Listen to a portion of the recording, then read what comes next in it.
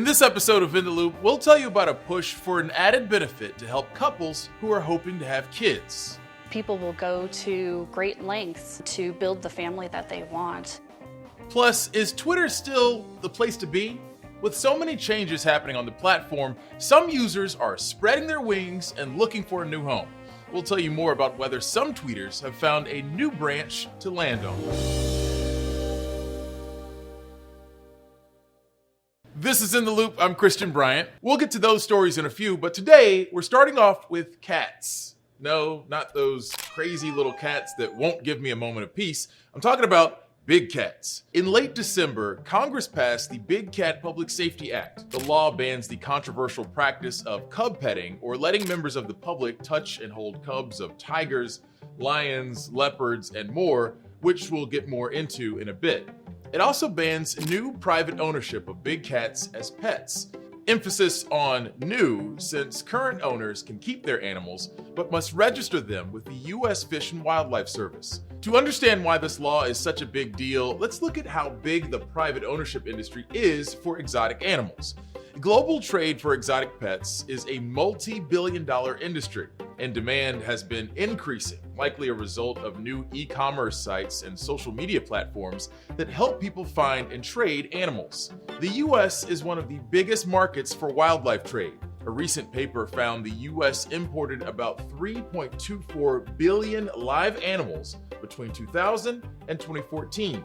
And nearly all were for commercial purposes like the pet industry. It happens so often, as you know, some of my incidences also too, where a full-scale mountain lion's running loose in downtown Dayton, Ohio. Nobody knows where it came from. That's Tim Harrison, a retired police officer who has worked for decades as an exotic animal specialist. He's also investigated a number of cases of exotic animals used for cub petting or TV appearances that would later go missing. It's one of those situations where it started off being rare. We get a call maybe every once in a while, maybe 5 a year. And that's in the tri-state area of Ohio, Indiana, Kentucky. And after reality TV started, it exploded. She is still a wild animal, so you don't want to have one of these guys as a pet if you want. Well, how about for a little while? No, not for a little. Just for like 4 years. No. Private owners like ranchers, breeders, and pet owners have been growing exponentially over the last few decades. Even rare big cats have been a growing part of the market. Authorities estimate there are more tigers living in captivity in the U.S.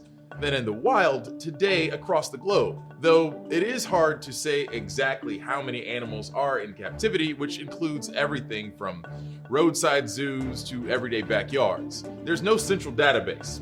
When it comes to owning big cats, states varied on permit requirements, and at least 3 states required no permit at all. And we're just talking about the legally owned animals.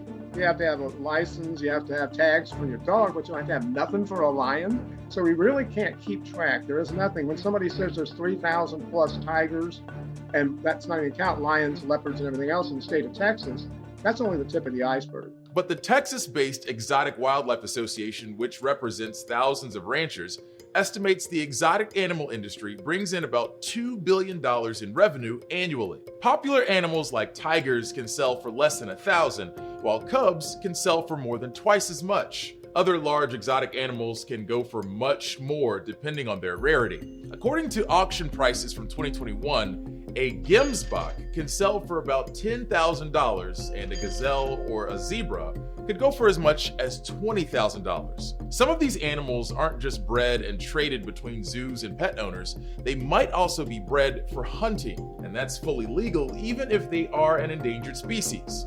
It isn't subject to state regulations, and the exotic animals can be hunted year-round, all for a price. Chris Leland, who runs one such hunting service, explained in an interview with Insider in 2021 how much a typical exotic animal hunting trip could cost. They're going to spend probably $5,000 on their travel, their lodging, their food, their hunt, and then depending on the degree of taxidermy, up to another $1,200, $1,400.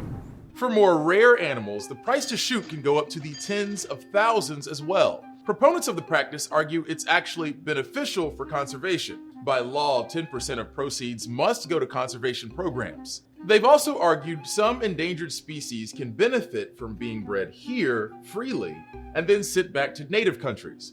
But I will say there isn't hard evidence that exotic animal owners in the US have helped stabilize animal populations abroad. Aside from the ethical debate over exotic animal hunting, critics have argued that unregulated private ownership can open the door for different kinds of abuse. That's why the Big Cat Safety Act didn't just crack down on buying new animals, it also went after the controversial cub-petting industry. Cub-petting has been a popular attraction for zoos across the country and a reliable revenue generator. It was featured heavily in the hit Netflix documentary series Tiger King.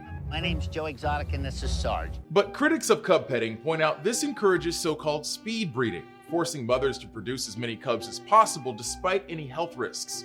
It's also not always clear what happens to cubs after they get too old. Many have been killed once they're no longer profitable. When they reach a certain size, you can't use them anymore to take them around because they'll claw somebody. So what they'll do is they'll dump them in these auctions. It's worth noting that Tiger King was even cited as a big reason the Big Cat Safety Act was finally pushed through Congress after being worked on for over a decade. The Big Cat Safety Act was a huge win for animal rights activists in ending the cub petting industry and making significant steps toward regulating private ownership in the exotic animal industry. We want to stop all that madness and make sure people understand this is not just a big cat problem, it's a public safety problem. That's American tigers. These are American snow leopards, and we need to care for them in that fashion and stop the breeding. The new Big Cat Public Safety Act will have a huge impact on breeders and private owners for big cats around the country. One major advocate for this bill has been the Wild Animal Sanctuary, which rescues and provides home to tigers, lions, and so many more incredible animals. Founder Pat Craig is joining us here to chat about what this law means and best ways to protect these big cats. Pat, thank you so much for joining us. Places that have cub petting argue it's helpful for education and is a great revenue source that goes back into conservation. As the founder for Wild Animal Sanctuary, can you speak to that at all? What do you make of that argument?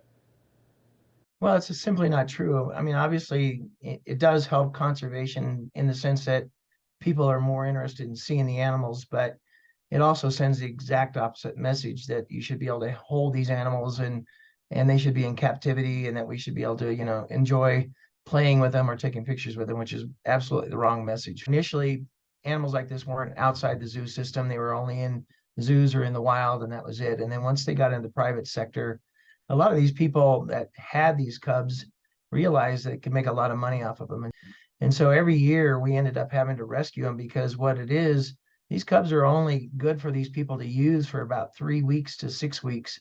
And then they get so big and they're so, have claws and teeth and they're strong. So we end up being the ones that have to rescue and have for 42 years gone around the country and constantly rescued animals like lions and tigers and leopards and jaguars that were 6 months, 9 months, a year old when they've been cast aside by these organizations. Where do the animals from Big Cat Sanctuary come from?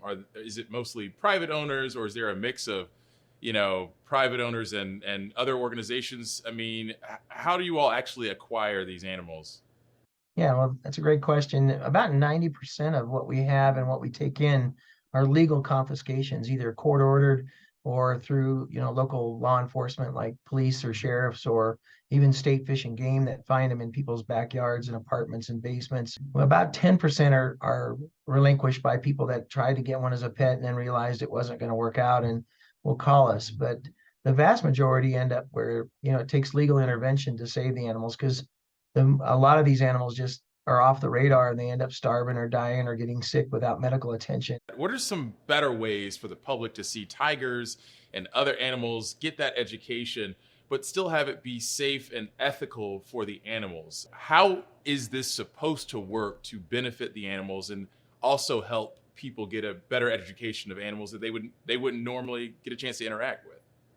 Well, absolutely. Zoos are still incredibly important for the, people that are still inside the city that need access to something like that may not have those other resources. But, there's a whole new world of ways for us to learn about these animals and love them and appreciate them. And it works best when people either visit organizations that do have a valid conservation program that's really legitimate, that you can look at the financial contributions and where they're going. And so definitely do your research and make sure that if you are going to contribute, which is important, that you're doing it to the right organization that has active programs that are making a difference. Yeah. Pat Craig is the founder of the Wild Animal Sanctuary, one of the world's largest and oldest sanctuaries dedicated to rescuing these cats. Pat, thank you so much for joining us on In the Loop. No, thank you. We appreciate it.